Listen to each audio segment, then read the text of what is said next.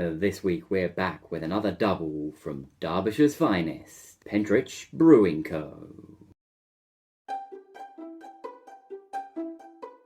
And we have yet another big Imperial IPA, the Sea of Blue Dots, an 8.8%er, brewed with the Amarillo, Simcoe, and the Mosaic. So we can definitely expect a real citrus bite, some piney aromas, and maybe, just maybe, some sweet berry or some stone fruit notes too, which might lead it into more West Coast territory. But if I've learned one thing, it's not to make too many assumptions with these guys' brews, as we definitely learnt that lesson with the last two. So let's dive right in. Let's get pouring.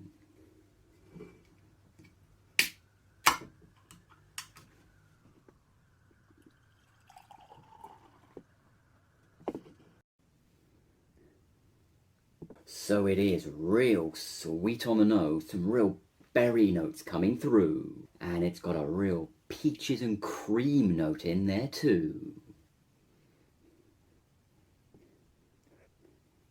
And there are just some subtle piney and citrus notes just in behind. I tell you what, these guys are no Ronsil, because it is anything like what it says on the tin.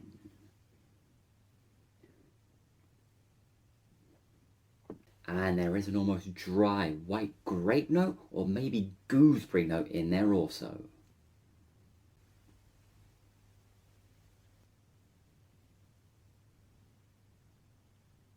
And it is real sweet and creamy right up top. And there's a subtle almost honey note just in behind.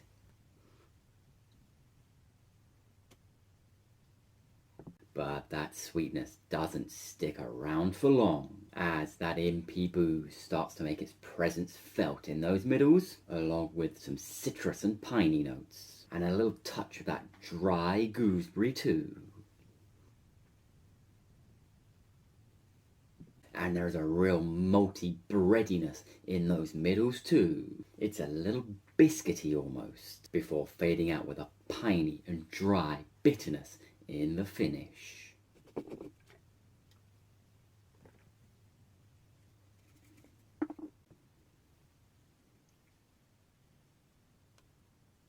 And there are some very subtle tropical notes just tickling away in the background, which is balancing quite nicely off that sticky and subtly dank booze. And there is an ever so subtle herbal or earthy quality in those middles too.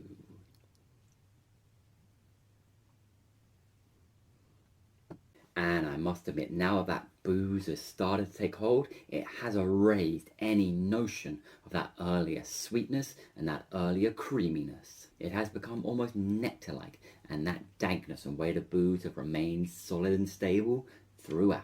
And if that finish was piney and citrusy before, it's become much more herbally and earthy now. And that body has become stickier and much heavier in the mouth.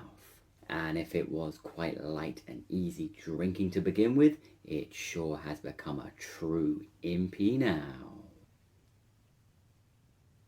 So if you were on a blind tasting, this one would have tripped you up early. As on the nose, and actually from some of those early sips, it is much creamier and sweeter than that hot billing would lead you to believe. But as the brew begins to settle some, and that near 9% ABV starts to kick in, a few more of those weighty notes start to muscle their way in, led by that nectarish and subtly dank booze. And much like those berry and those creamy notes, those early piney and citrus notes are too swallowed up by that booze. And by midway it goes from being quite light, almost sessionable, to a true Impy monster.